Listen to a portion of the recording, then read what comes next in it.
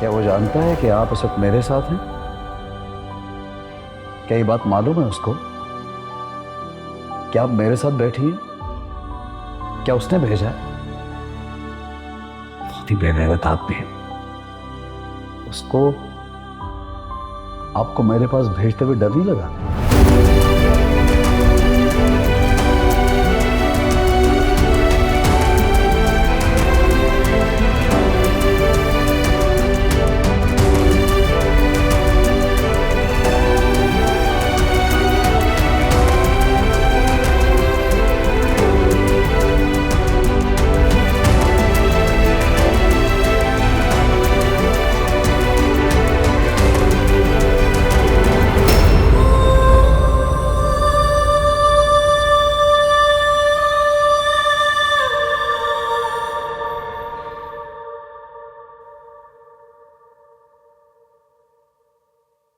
अम्मा, अगर हम अपना घर किराए पर दे दें तो क्या कहती हैं आप?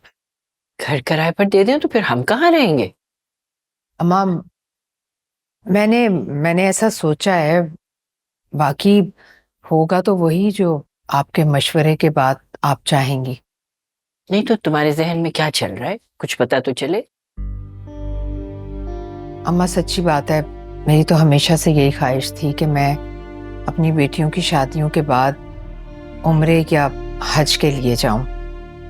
अब माशाल्लाह दोनों अपने घर की हो गई हैं, तो क्यों ना मैं और आप एक महीने के लिए उम्रे पर चले जाएं, अपनी बेटियों के लिए और उनके बेहतर मुस्तकबिल के लिए दुआएं मांगेंगे। उम्रे का ख्याल तो बहुत अच्छा है, लेकिन इतने पैसे आएंगे कहाँ से?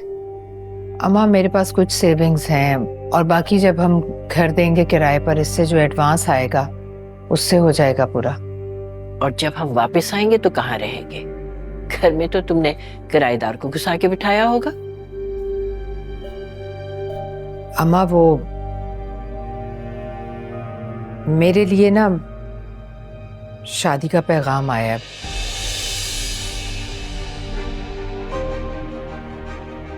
और मैं खुद भी शादी करना चाहती हूँ। शादी? हाँ, और जाहिर है शादी के बाद तो मैं अपने नए घर चली जाऊंगी ना। और मैंने पहले ही बात कर ली है कि मेरी माँ मेरे साथ रहेगी, तो फिर जाहिर है आप भी मेरे साथ मेरे नए घर चलेंगी ना। तो इन नवासों और पोतों वाली उम्र में तुम शादी करना चाहती हो? अम्मा अभी तो सिर्फ मुझे शादी का पैगाम आया है। दिमाग खराब हो गया है तुम्हारा। समन और शकील, अरसलान और सलमान क्या सोचेंगे तुम्हारे बारे में?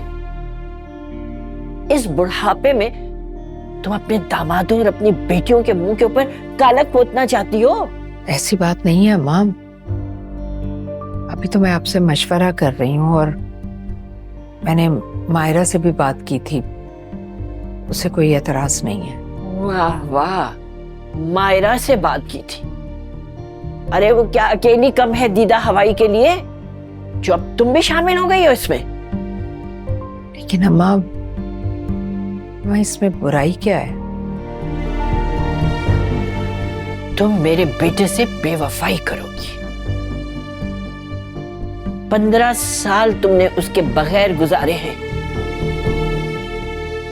और अब बुढ़ापे में आकर तुम मेरे मरे हुए बेटे की रूह को इस तरह से अजियत दोगी? मैं तो आपसे सिर्फ पूछ रही थी। पूछ नहीं रही थी, बता रही थी मुझे। अरे तुम तो नए घर जाने के लिए अपना सामान बांध के तैयार बैठी हो, और इस बुढ़ापे में मुझे भी ख्वार करने का सोच रही हो। कौन है वो? कौन है वो जिसने तुम्हें इस बात पर उकसाया है? कौन है जिसने तुम्हारे दिमाग में ये खराफात भरी है और तुम्हें मेरे बेटे के साथ बेवफाई करने के ऊपर मजबूर किया है? बताओ, नाम बताओ उसका। चुप क्यों हो?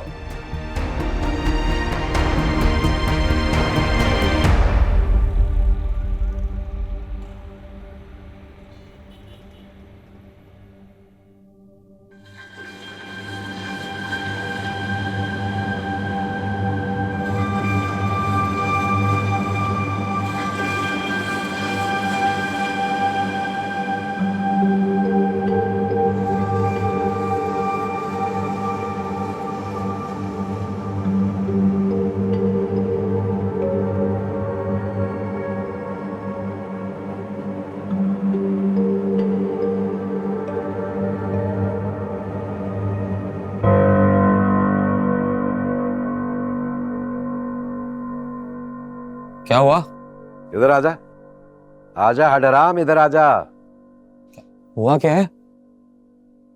नए कारोबार के लिए पैसे का इंतजाम करना था, कर लिया? कर रहा हूँ इंतजाम, थोड़ा वक्त लगेगा लेकिन हो जाएगा। हाँ हो जाएगा।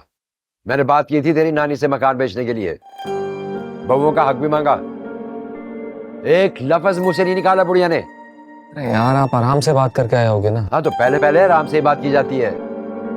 अब तो एक काम कर, क्या? अगर तेरी बीवी की तरफ से कोई खुश का जवाब आया ना तो मुंह फाड़ के बोल दीजिए क्या बोल दूं? कि माँ का मकान बेचे और सारे पैसे हमें ला कर दे। एकदम सुत हो जाएगी।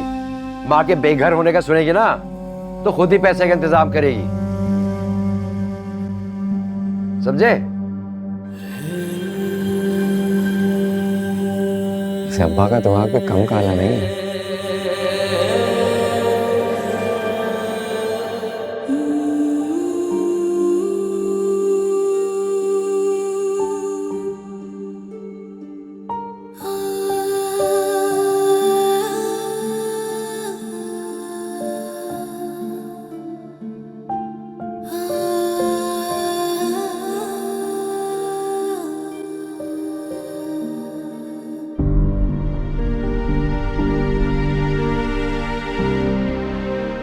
क्या कर रहे हो तुम? सुबह जब तुम्हें गाड़ी दी थी आधा टैंक था, अब खत्म होने वाला है पेट्रोल।